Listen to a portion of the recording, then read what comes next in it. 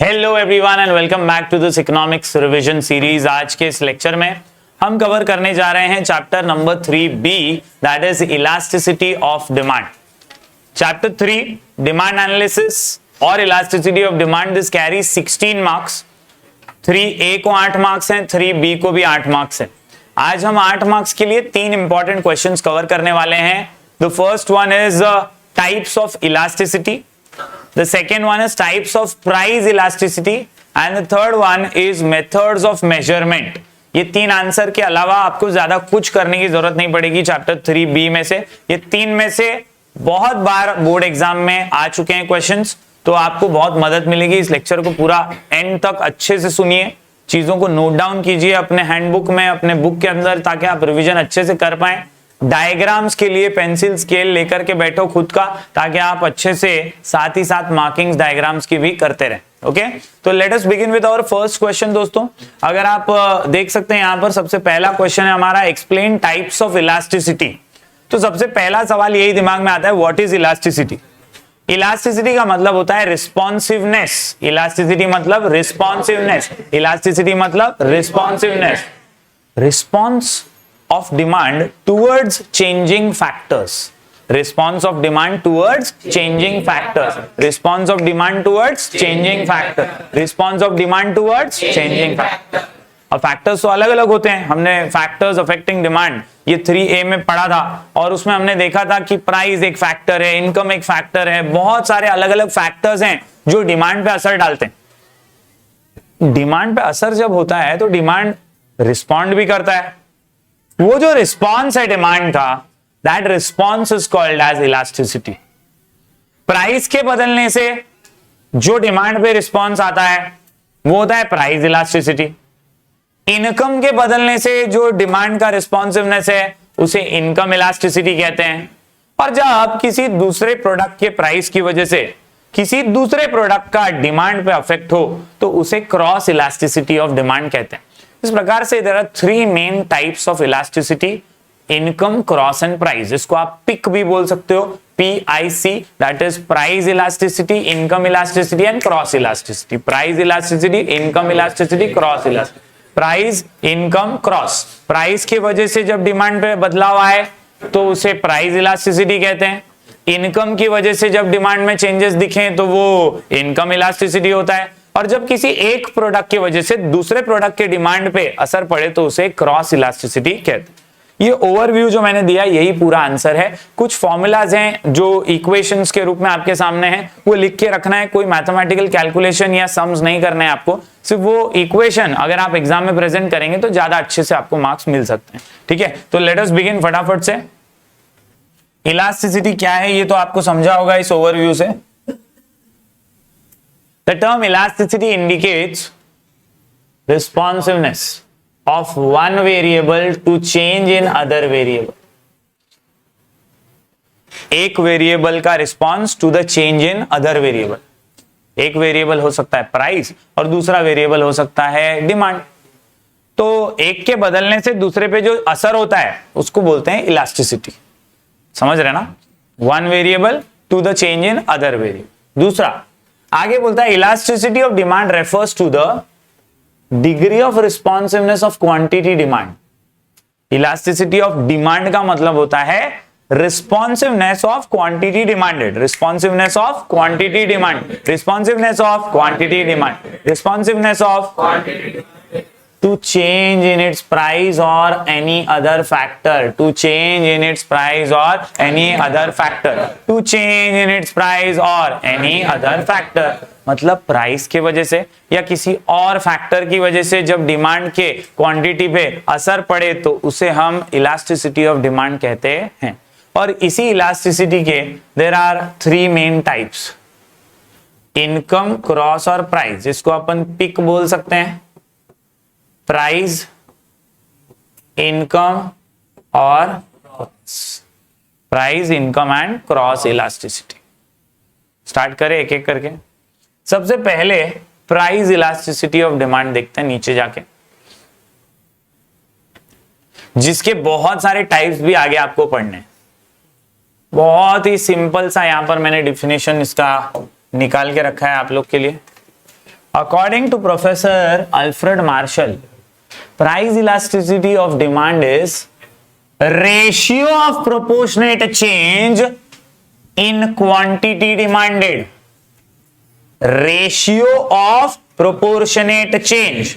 Ratio of proportionate change.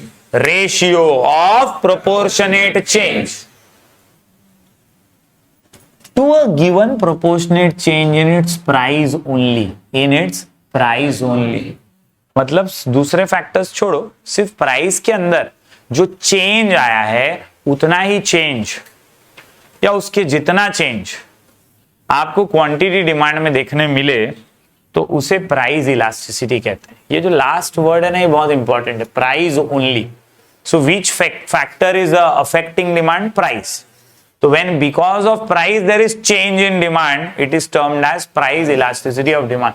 और वो formula आपको यहां पर इक्वेशन के रूप में दिखता है. ED is equal to percentage change in quantity demanded divided by percentage change in price. समझ में आ रहा है? अब ये इक्वेशन एग्जैक्टली क्या आपको सिंबलाइज करता है, तो आप देखो यहां पर दिया है, ये डेल्टा का साइन है. Percentage change in quantity, delta यानी change. Percentage change in quantity divided by percentage change in price.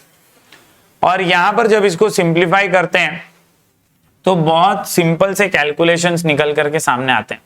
हालांकि टेक्स्ट बुक के अंदर आपको क्लियरली कैलकुलेशंस दिए भी हैं, but the main equation which you need to remember is that percentage change in demand divide by percentage change in price. Percentage change in demand divide by percentage change in price. समझ रहे हैं everybody? तो price elasticity क्या है? When because of change in price there is change in demand, it is called as price elasticity of demand. When because of change in price there is change in demand, it is called as price elasticity of demand. Pick का P समझा? The next one is I for income.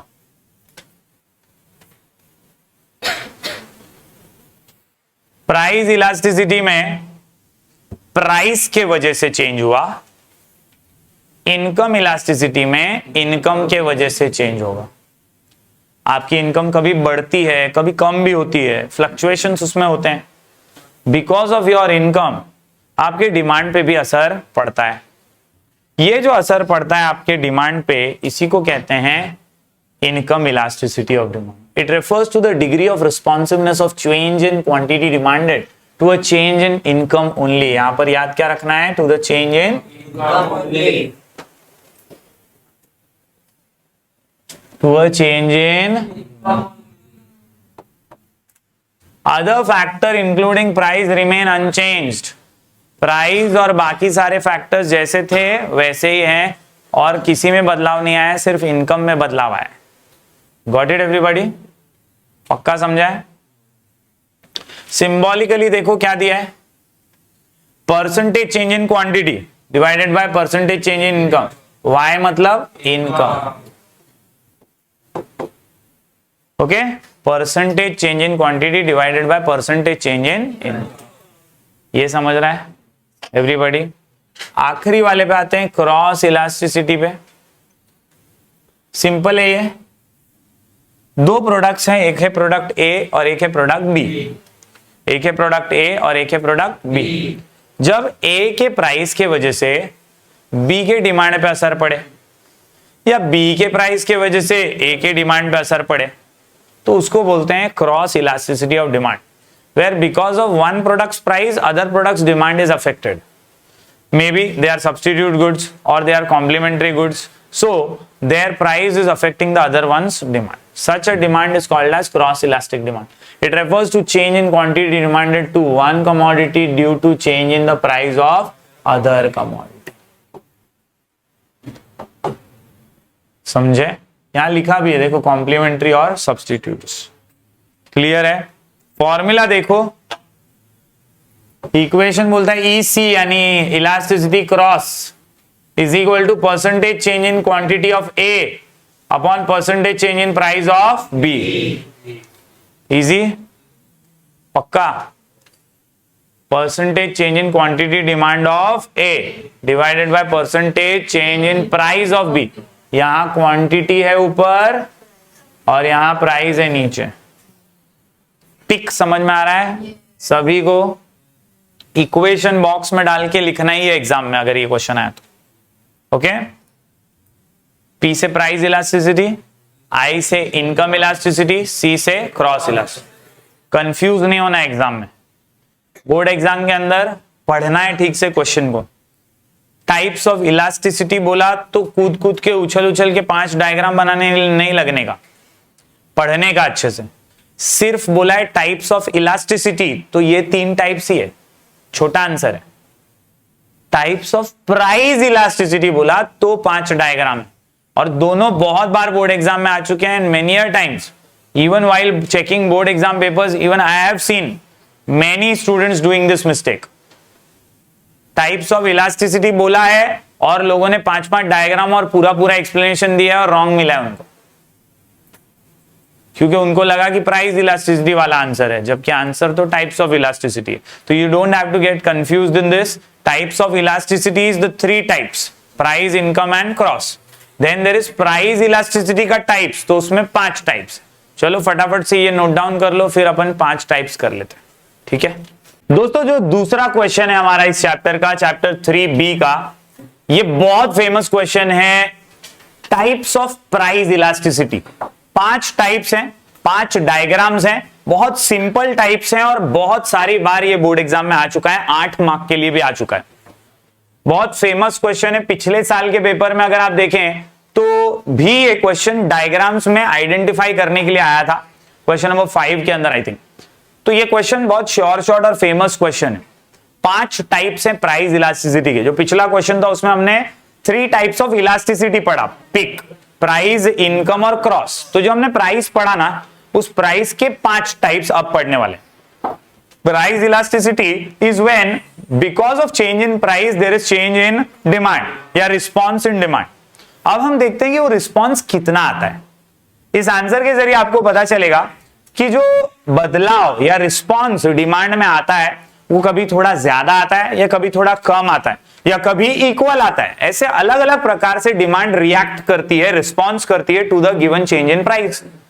भाव के बदलने से जब demand में थोड़ा ज्यादा, थोड़ा कम या इक्वल चेंज आए तो उसे ही टाइप्स ऑफ प्राइस इलास्टिसिटी कहते हैं। So there are in all 5 types, total 5 types हैं और हर एक में कुछ छोटे बड़े डायग्राम्स हैं, कुछ सिंबल्स हैं जो आपको दिमाग में फिट करके रखने हैं। ये लेक्चर आगे सुनने से पहले आप सबके पास एक पेंसिल, स्केल, एक नोटबुक होनी चाहिए जिसमें आप डायग्राम बनाते हुए प्रैक्टिस करते हुए चलें। इस लेक्चर के एंड में अपन ट्राई करेंगे एक ट्रिक के साथ कैसे 5 डायग्राम्स याद रख सकते हैं और कैसे इजीली उसको बना भी सकते हैं। सबसे पहला है perfectly elastic demand. Perfectly elastic demand, इसको इनफाइनाइट इलास्टिक डिमांड भी बोलते हैं। इनफाइनाइट मतलब क्या? जिसको मेजर नहीं कर सकते। और इसीलिए when a slight or zero change in price, when a slight or zero change in price, भाव में थोड़ा सा बदलाव या ना के बराबर बदलाव हुआ, बट उसके वजह से डिमांड में बहुत ज्यादा बदलाव हो गया, इतना ज्यादा कि हम मेजर नहीं कर पा रहे। कॉन्सेप्ट समझ रहे हैं? वंस अगेन आई रिपीट, ध्यान देना जरा। When a slight or zero change, slight or zero change, slight or in price brings an infinite change in quantity demanded, then it is called as perfectly elastic demand. समझ में आ रहा है? Example देखो, 10% fall in price leads to infinite rise in demand. भाव 10% कम हुआ लेकिन demand बहुत ज्यादा बढ़ गया, इतना ज्यादा कि हम उसे मेजर ही नहीं कर पा रहे। तो ऐसे डिमांड को हम क्या बोलते हैं? Infinite elastic demand. और इसका सिंबल भी ये इनफाइनाइट का सिंबल है। ओके, याद रहेगा सबको? फॉर्मूला क्या बोलता है? Percentage change in quantity demanded upon percentage change in price. वही है इक्वेशन जो प्राइस में था, जो हमारे 3 टाइप्स थे ना, प्राइस, इलास्टिसिटी, इनकम और क्रॉस। तो जो प्राइस का था वही सेम इक्वेशन यहां पे दिया हुआ है। Understood everybody? चलो आगे बढ़ते हैं। ये यहां पर डायग्राम दिया हुआ है। अगर आप डायग्राम को ध्यान से देखेंगे तो you will see that demand curve D D is parallel to X axis, X axis के पैरेलल है, यानी ये बढ़ता ही जाएगा, बढ़ता जाएगा, बढ़ता जाएगा, बढ़ता ही जाएगा। प्राइस में जीरो चेंज आया है, ये पी फॉर प्राइस है, जीरो चेंज या स्लाइट चेंज, जीरो चेंज या स्लाइट चेंज, लेकिन डिमांड में इनफाइनाइट चेंज। इसको बोलते हैं परफेक्टली इलास्टिक डिमांड, यानी ED is equal to infinite, ED is equal to infinite, ED is equal to infinite. याद रखने के लिए डायग्राम क्या करना है आपको, एक्स एक्सिस के पैरेलल एक लाइन बना देनी है, बस सिंपल डायग्राम। ये एक्स एक्सिस है अपनी, उसके पैरेलल एक लाइन बना दो, आपका पहला डायग्राम क्लियर हो जाएगा। Got it everyone? ओके, आगे बढ़ते। Perfectly in elastic demand, elastic का ऑपोजिट इन इलास्टिक, इलास्टिक का ऑपोजिट इन इलास्टिक। इलास्टिक में बहुत ज्यादा चेंज होता है, in elastic no change, in elastic no change, in elastic no change, in elastic, in elastic मतलब नो चेंज। दोस्तों यहां पे याद रखिए that ED is equal to zero. ED is equal to zero. ED is equal to zero. When a percentage change in price, थोड़ा सा price में बदलाव आया, लेकिन उससे डिमांड पे कोई इफेक्ट ही नहीं हुआ, no effect on the quantity demanded. Price बदला लेकिन डिमांड पे कोई असर नहीं पड़ा, उसको बोलते हैं परफेक्टली इन इलास्टिक डिमांड। ये ज्यादातर उन वस्तुओं में होता है आयुष जो नेसेसिटीज होती हैं, जैसे सॉल्ट, नमक, महंगा हो सस्ता हो लोग खरीदेंगे क्योंकि वो बेसिक इंग्रेडिएंट है, खाने में लगेगा ही, और इसीलिए उसकी डिमांड कभी चेंज नहीं होगी, उसका भाव कुछ भी हो। तो प्राइस में चेंज हो या ना हो, सॉल्ट का डिमांड तो रहने ही वाला है, तो चेंज नहीं होता है, उसको बोलते हैं इनइलास्टिक डिमांड। मिल्क का डिमांड है, ऐसा ही डिमांड चेंज नहीं होता है, जितना है उतना ही है, प्राइस कुछ भी हो, महंगा भी हो जाए तो भी हम खरीदेंगे। तो ऐसे डिमांड को हम कहते हैं inelastic demand. For example 20% fall in price will have no effect on quantity demanded, such a demand is called as perfectly inelastic demand. Diagram अगर देखोगे तो आपको दिखेगा वहां इलास्टिक के अंदर पैरेलल टू एक्स एक्सिस था, यहां पे पैरेलल टू वाई एक्सिस। ये डिमांड कर्व दिख रहा है आपको। मेन समझने वाली बात यहां पे दिखाई देगी, पहले प्राइस P था, डिमांड वही है, प्राइस बढ़ गया P1 तो भी डिमांड वही है, प्राइस कम हो गया नीचे आ गया तो भी डिमांड वही है, मतलब डिमांड बदला ही नहीं है। ED is equal to zero, there is no change in demand, कोई बदलाव है ही नहीं, उसको बोलते हैं इनइलास्टिक डिमांड। बदलाव होता तो अलग हो सकता था, लेकिन बदलाव तो हुआ ही नहीं क्योंकि वो नेसेसिटी है, जरूरत की चीजें, and that is why my dear students दूसरा टाइप जो प्राइस इलास्टिसिटी का वो है in elastic demand, means no change no change no change. दो टाइप समझ रहे हैं, टोटल 5 टाइप से। दोस्तों डायग्राम कैसे याद रखना है, देखो पहला डायग्राम जो है उसमें एक्स एक्सिस को पैरेलल है, ये क्या है ED is equal to infinite. दूसरा डायग्राम जो है उसमें वाई एक्सिस को पैरेलल है, यहां पे क्या है ED is equal to zero. ये दो समझ में आते हैं क्या सबको? Everybody crystal clear? आगे बढ़ते हैं दोस्तों तीसरे टाइप की ओर, यूनिटरी इलास्टिक। यूनिटरी, नाम में ही यूनिटरी मतलब इक्वल, यूनिटरी मतलब इक्वल, यूनिटरी मतलब इक्वल, यूनिटरी मतलब इक्वल। तो यानी जितना प्राइस में चेंज आया है उतना ही चेंज क्वांटिटी डिमांड में आया है, same same same same same same. The change in price is same as the change in demand. The change in price leads to the same and exact change in demand. Such a change is called as unitary elastic demand. Symbolically, ED is equal to 1. ED is equal to 1. ED is equal to 1. ED is equal to 1. याद रहेगा everybody? इसका diagram अगर ध्यान से देखोगे तो आपको बहुत समझने लायक डायग्राम, ये एक डायग्राम के बेसिस पे अगले सारे डायग्राम डिपेंडेंट है। ये डायग्राम आ गया तो बाकी सब आ जाएंगे। ध्यान से देखना, एक्स एक्सिस पे क्वांटिटी डिमांडेड है, वाई एक्सिस पे क्या है? प्राइस, बराबर है। अब ध्यान से देखिए, प्राइस P है तो डिमांड Q है, बराबर। Price P demand Q, price P demand Q, price P demand Q। अब प्राइस क्या हो गया? कम हो गया। प्राइस क्या हो गया? कम। प्राइस P से हो गया P1, तो डिमांड कम होएगा, प्राइस तो बढ़ेगा ना। प्राइस नीचे, डिमांड ऊपर, याद है ना, सस्ता होता है तो डिमांड बढ़ता है। तो वैसे ही यहां पे प्राइस कम होने से डिमांड Q से बढ़ गया, Q1 हो गया। समझे? समझे?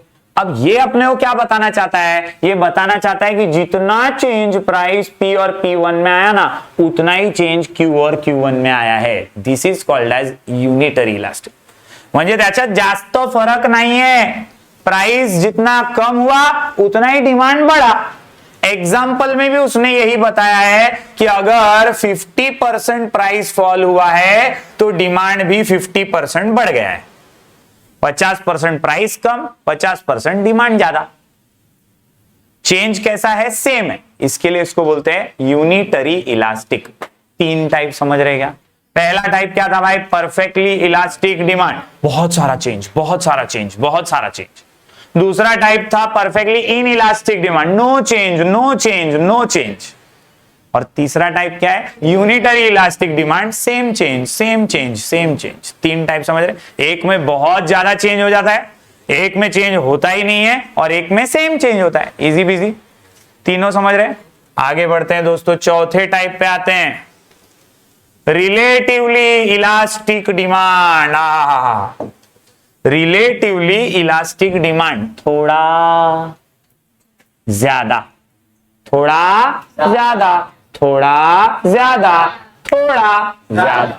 ED greater than 1, ED greater than 1। यहां पे आपको याद रखना है दोस्तों, that percentage change in price leads to more than percentage change in quantity demand. More than, ये वर्ड याद रखो, मोर देन। प्राइस अगर थोड़ा सा भी चेंज हुआ है तो उससे ज्यादा डिमांड पे असर पड़ा है।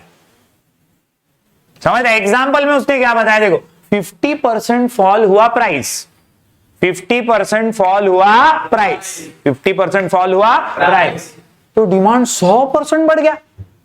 डिमांड में चेंज जो आया वो ज्यादा है ना प्राइस से। प्राइस तो 50% फॉल हुआ था, डिमांड 100% बढ़ गया। तो जब डिमांड में असर थोड़ा ज्यादा है, डिमांड में असर थोड़ा ज्यादा है, तो उसको बोलते हैं relatively elastic demand. Relatively elastic demand, relatively. समझा क्या? पक्का समझा क्या? डायग्राम देखो भाई, डायग्राम का पैसा है, डायग्राम का मार्क्स है, डायग्राम में है। देखिए, यूनिटरी रिलेटिव सारे सेम है, फर्क सिर्फ ये साइज का है। ध्यान से देखो, P से प्राइस, प्राइस कम हो गया, P से P1, P से P1 भाई, P से P1 नीचे आ गया प्राइस। ये Q था P पे, डिमांड कितनी थी P पे? Q।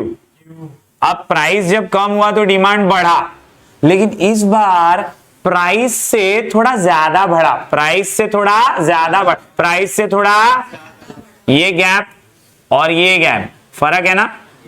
समझ में आ रहा है क्या? This difference is more than this difference, and that is what is relatively elastic. यहां पर ED is greater than 1, ED is greater than 1, मतलब demand is greater than this price change. Got it everyone? Everybody?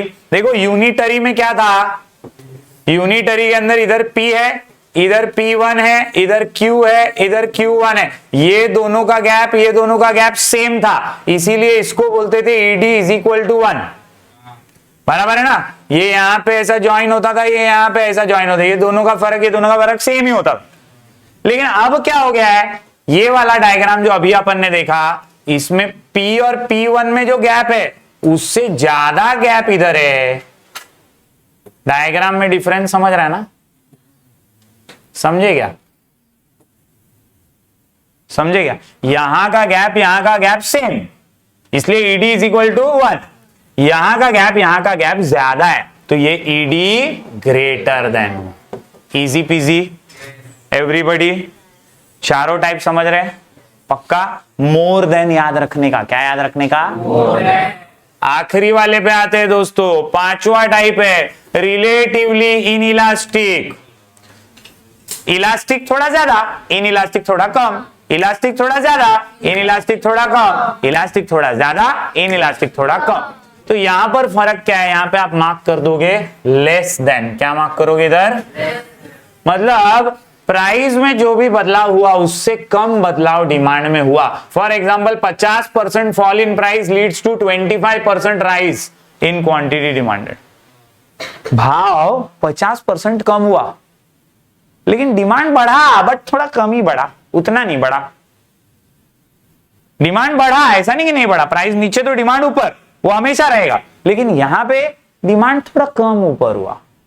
50 के मुकाबले सिर्फ 25% ही rise देखा गया, and that is why it is called as in elastic. कौन सा? Relatively in elastic. कौन सा? Relatively in elastic. डायग्राम तो ऑलरेडी आपको आता है, तीनों आखिरी के डायग्राम यूनिटरी, इलास्टिक और इन इलास्टिक सेम ही है, सिर्फ गैप का डिफरेंस है। यहां पे अगर आप देखो तो गैप ना के बराबर है, बहुत कम है। आप देखो प्राइस जो है वो P से P1 आ गया, ये Q से Q1 कितना नजदीक है देखो, क्योंकि डिमांड बहुत कम रिस्पॉन्स दे रहा है। इलास्टिसिटी का मतलब ही होता है रिस्पॉन्सिवनेस, तो this time the responsiveness is very less. समझे? देखो मैं आपको तीनों डायग्राम बताता हूं। ये है रिलेटिवली इलास्टिक, ये इन इलास्टिक है ना,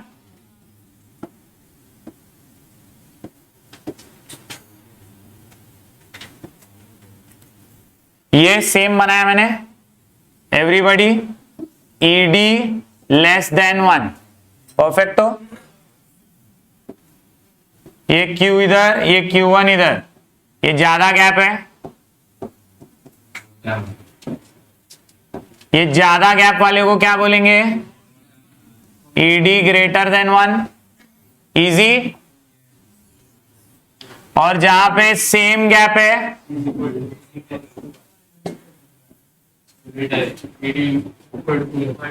इसको क्या बोलेंगे? ED equal to 1। समझे क्या? Relatively in elastic, relatively elastic, unitary elastic, तीन दिमाग में फिट हो रहे। बाकी के दो का क्या सर? बाकी के दोनों तो इजी है, एक एक्स एक्सिस को पैरेलल है, ED is equal to infinite, और एक वाई एक्सिस को पैरेलल है, ईडी इज इक्वल टू 0। समझे क्या? पांचों टाइप्स, पांचों डायग्राम क्लियर है everybody? This is what is going to fetch you marks properly. इनके इक्वेशंस, इनका लेबलिंग, इनका सिंबल्स दिमाग में फिट करो, नीट और लेबल डायग्राम बनाओ, अच्छा पेंसिल स्केल से बनाओ, घाई घाई में पेन से मत बनाओ मेरे जैसा। आपके पास पेंसिल स्केल होना ही चाहिए एग्जाम में भी और प्रैक्टिस करते वक्त भी, उससे नीटली बनाओगे मार्क्स मिलेगा ही मिलेगा। डायग्राम बहुत अच्छा इंपैक्ट डालता है, और स्पेशली इस आंसर में जो फेमस आंसर है बहुत बार पूछा गया, तो जरा फटाफट लिख के प्रैक्टिस करो, फिर दूसरे आंसर पे जाते हैं। दोस्तों प्राइस के वजह से जब डिमांड पे असर होता है, यानी प्राइस के प्रोपोर्शनेटली बढ़ने से या कम होने से जब डिमांड के ऊपर इफेक्ट होता है, तो उसे प्राइस इलास्टिसिटी ऑफ डिमांड कहते हैं। इनको मेजर करने के तीन मेथड्स हमारे टेक्स्ट बुक में दिए हैं। ये तीन मेथड्स की अगर बात करें तो देयर आर 3 मेथड्स।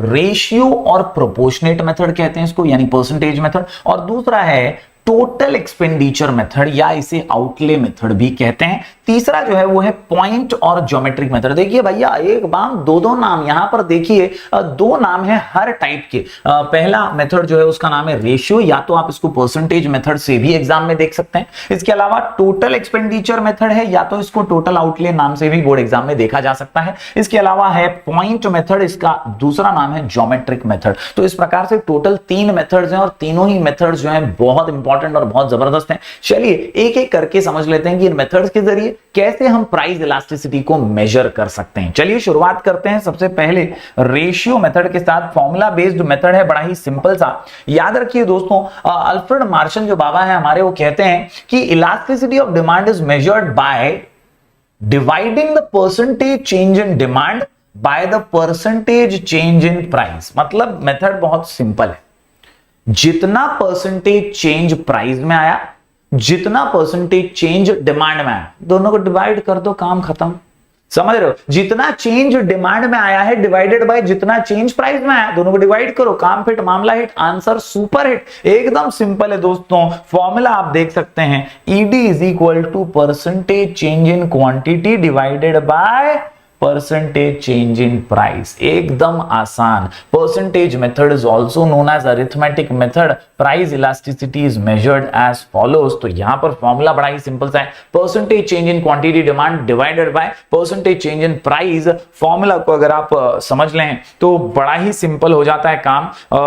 और इसी मेथड के जरिए अगर आप ये न्यूमेरिकल एग्जांपल देखें ना तो और काम इजी हो जाएगा। इन न्यूमेरिकल एग्जांपल में उन्होंने सॉल्व करके बताया, हालांकि हमें एग्जाम में कोई एग्जांपल ऐसा सॉल्व नहीं करके दिखाना है, लेकिन ये एग्जांपल आपको फॉर्मूला समझने में हेल्प करेगा। क्या है एग्जांपल जरा देखिए। पहले प्राइस था भाई 20 रुपए, प्राइस हो गया 25 रुपए। प्राइस में चेंज कितना आया? 5 का चेंज आया। प्राइस में कितने का चेंज आया? 5 का चेंज आया।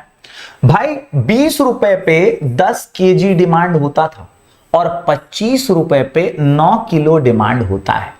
डिमांड में कितना चेंज आया? 1 किलो का चेंज आया। समझ रहे भाई?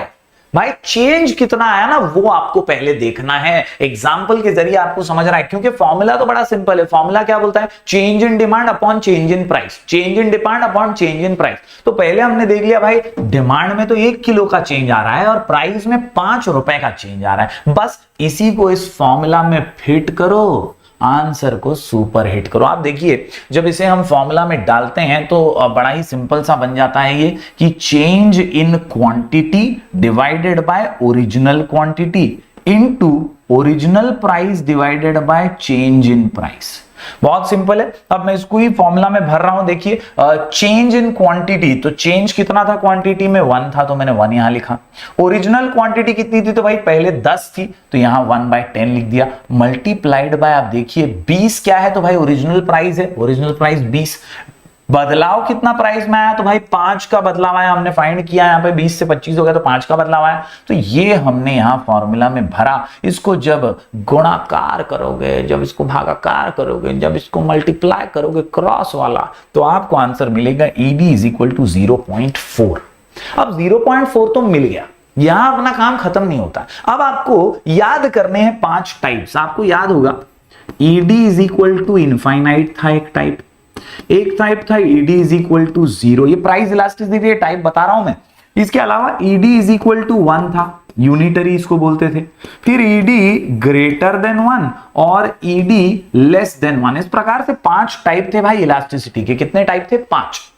अब ये ससुरा है 0.4। क्या है ये? 0.4। तो आपको पता लगाना है कि ये 0.4 किस में आएगा। तो भाई इनफाइनाइट में तो नहीं आएगा, नहीं आएगा। 0 तो है नहीं, 0.4 है तो ये भी नहीं है। यूनिटरी भी नहीं है क्योंकि यूनिटरी में तो इक्वल टू 1 होता है, तो ये भी नहीं है। ये ग्रेटर देन 1 है क्या? 0.4 ग्रेटर देन 1 थोड़ी ना होता है। 2 होता तो ग्रेटर देन 1 होता, 3 होता तो ग्रेटर देन होता। 0.4 साला पूरा 1 भी नहीं है, तो ये ईडी इज ग्रेटर देन 1 में भी नहीं है। यानी ये क्या है? तो ये है ईडी लेस देन 1। और यहां पर आप देख सकते हैं इस तरह से आपको कंक्लूजन में लिखना है ED less than 1। It means elasticity of demand is relatively inelastic. मैं फिर से दोहरा दूं, सम आपको एग्जाम में करना नहीं है, तो ये सर मगजमारी क्यों किए? ये इसीलिए किए ताकि आप फॉर्मूला समझें। इस मेथड के जरिए इस तरह से आप प्राइस इलास्टिसिटी का पता लगा सकते हैं कि 5 में से ये इलास्टिसिटी कौन सी है। तो पहला मेथड यहां पर अल्फ्रेड मार्शल का रेशियो और परसेंटेज मेथड, इसको अरिथमेटिक मेथड भी बोलते हैं। और इस तरह से आप चेंज इन डिमांड और चेंज इन प्राइस को डिवाइड करके आसानी से पता लगा सकते हैं कि प्राइस इलास्टिसिटी कौन सी है। चलिए अब बढ़ते हैं आगे अगले मेथड की ओर। जी हां, अगला जो मेथड है बड़ा ही सिंपल सा है। तीनों में से सबसे इजी वाला मेथड इसको बोलते हैं टोटल एक्सपेंडिचर मेथड या टोटल आउटले मेथड। दोस्तों याद रखिए एक्सपेंडिचर मतलब खर्चा। खर्चा कैसे कैलकुलेट होता है? तो भैया खर्चा कैलकुलेट होता है कुछ इस प्रकार से। ये डब्बे में डाल दीजिएगा फॉर्मूला आप भी।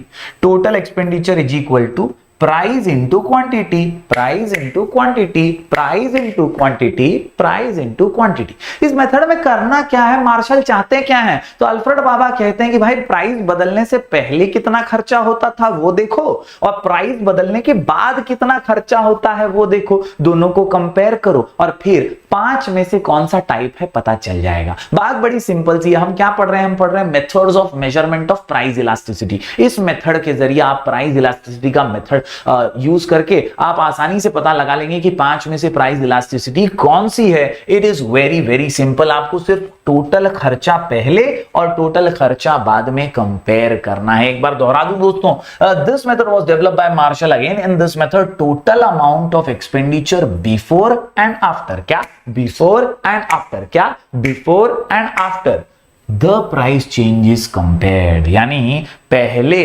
कितना खर्चा था, बाद में कितना खर्चा है, बस उसी का हम कंपैरिजन करते हैं और पता लगा लेते हैं कि 5 में से कौन सा प्राइस इलास्टिसिटी होने वाला है। दोस्तों यहां एग्जांपल आपके सामने है, आप देखिए प्राइस ऑफ कमोडिटी ए, पहले 10 रुपए प्राइस था, 6 किलो डिमांड था, 10 रुपए पे 6 किलो, 10 रुपए पे 6 किलो, फिर प्राइस बदल गया 20 रुपए हो गया और 20 रुपए पे डिमांड है 5 किलो। अब अपन खर्चे की बात करते हैं, तो 10 इंटू 6 करोगे तो 60 रुपए पहले खर्चा होता था, 20 इंटू 5 करेंगे तो 100 रुपया अब खर्चा होता है। हम कंपेयर कर रहे हैं तो खर्चा बढ़ गया भाई, प्राइस बदलने से पहले 60 रुपया होता था, अब साला 100 रुपया खर्चा हो रहा है। जब खर्चा बढ़ गया तो it is ED greater than 1। क्या है ये? ग्रेटर देन 1, मतलब रिलेटिवली इलास्टिक डिमांड। उम्मीद करता हूं समझ गए होंगे आप किस तरह से कंपैरिजन करके बस पता लगाना है कि खर्चा कितना हुआ है और फिर इलास्टिसिटी डिमांड कितनी है। दोस्तों दूसरे एग्जांपल में देखें तो यहां बी है प्रोडक्ट और 30 रुपए पहले प्राइस था, 4 किलो डिमांड होती थी, 40 रुपए पे 3 किलो डिमांड होती है। दोस्तों एग्जांपल कुछ भी हो, आपको खर्चा कंपेयर करना है कि भाई पहले खर्चा कितना था, अभी खर्चा कितना है। इस केस में आप देखिए पहले भी 120 खर्चा हो रहा था, अभी भी 120 खर्चा हो रहा है। मैंने पिछले वीडियो में बताया था जब डिमांड का रिस्पॉन्स सेम हो, इक्वल हो, तो इसको बोलते हैं इक्वल टू 1, यानी यूनिटरी इलास्टिक डिमांड। जी हां, आप देख सकते हैं यहां पर ईडी इज इक्वल टू 1 बोले तो यूनिटरी इलास्टिक डिमांड का ये उदाहरण है। बात करें तीसरे कमोडिटी की तो यहां सी का प्राइस पहले 50 था, फिर 60 हो गया, 50 पे 2 किलो डिमांड, 60 पे 1 किलो डिमांड, 50 इंटू 2 100 और 60 इंटू 1 करें तो 60। खर्चा पहले ज्यादा था, अब कम हो गया है, यानी ED is less than 1 relatively in elastic demand. तो इस प्रकार से दूसरा मेथड सबसे आसान मेथड है। यहां सिर्फ आप कंपैरिजन करते हैं about the expenditure before and after the change in price. उम्मीद करता हूं दूसरा मेथड भी आप समझ गए होंगे। चलिए बढ़ते हैं आगे और तीसरा मेथड समझ लेते हैं। दोस्तों तीसरा जो मेथड है ये है पॉइंट और ज्योमेट्रिक मेथड।